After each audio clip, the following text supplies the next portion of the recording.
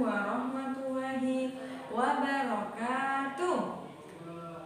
Kaifa halukum jami'an? Alhamdulillah, nahnu bi khair. Alhamdulillah, hari ini kita akan belajar kembali.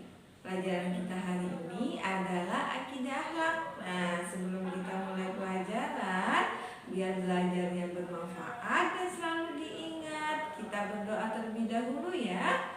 Istiqdadan, duduk siap, doaan, tangan diangkat, kepala ditundukkan, berdoa dengan khusyuk abata. A'udzu billahi minasyaitonir rajim.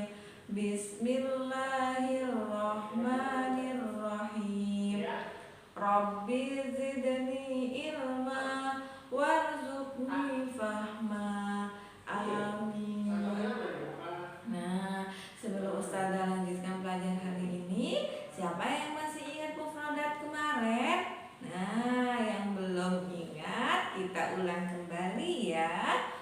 Nah, mufradat hari ini adalah syaraha yashrahu. Syaraha yashrahu. In English, explain. Explain. Explain. Artinya adalah menjelaskan. Menjelaskan.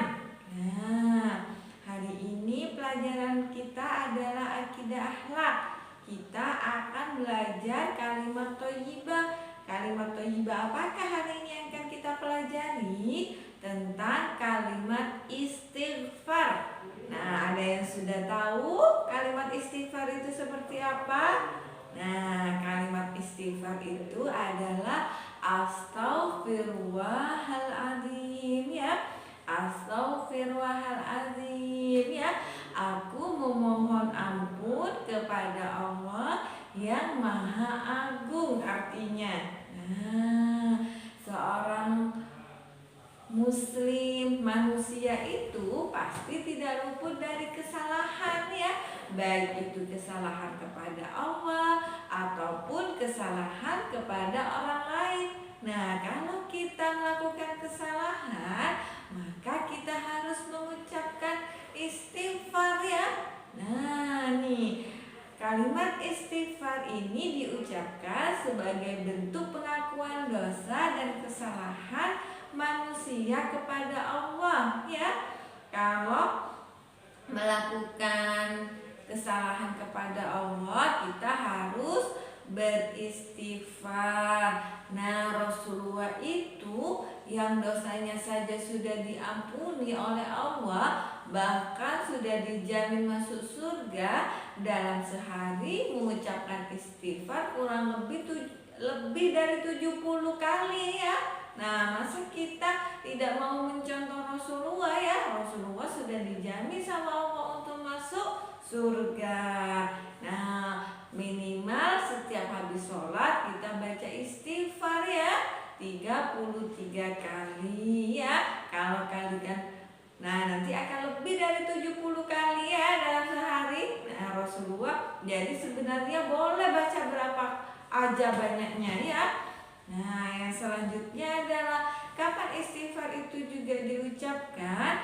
Istighfar itu juga dilakukan kalau kita punya kesalahan kepada orang lain. Tetapi kalau punya kesalahan kepada orang lain, itu selain membaca astaghfirullahaladzim, kita harus meminta maaf kepada orang yang kita salahin ya. Kalau nih teman-teman minjem bukunya temennya atau meminjam Al-Qur'annya, tidak sengaja Al-Qur'annya kena sobek ya, maka kita harus minta maaf sama teman kita yang Al-Qur'annya kena sobek sama kita ya. Nah, ada yang tahu ini gambar apa?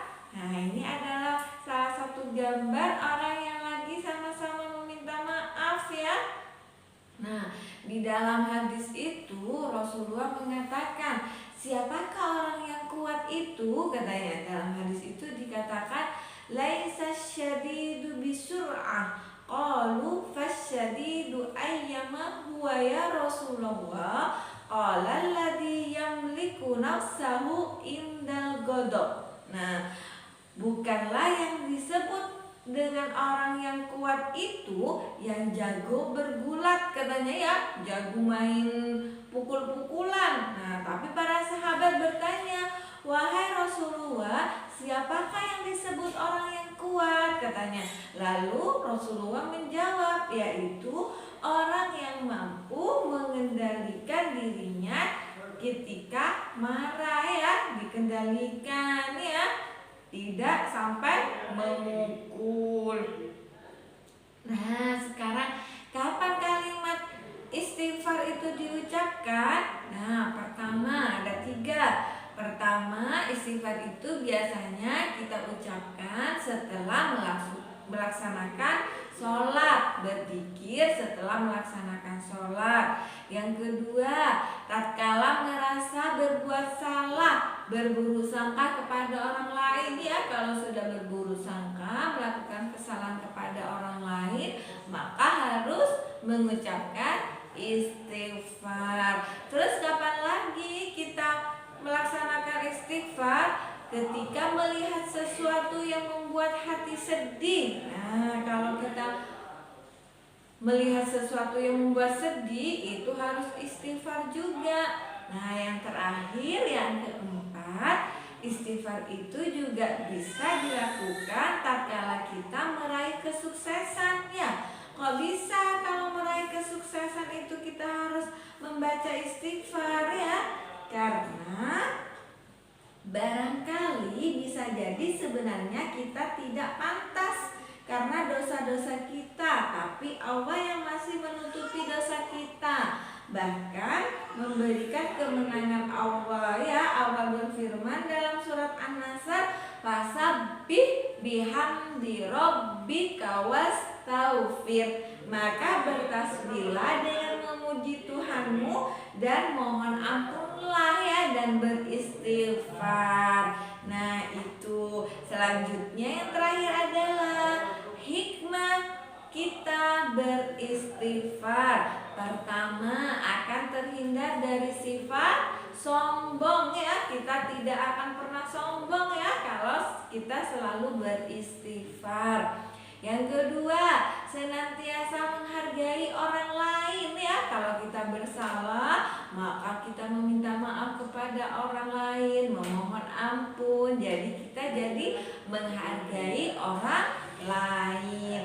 Yang diterima yang terakhir adalah agar diterima kebaikannya oleh Allah ya. Agar kebaikan kita diterima oleh Allah, tatkala kita punya dosa diampuni oleh Allah ya, maka kita beristighfar. Nah, hafid-hafidah sudah beristighfar hari ini. Kalau belum beristighfar hari ini, kita sama-sama beristighfar ya.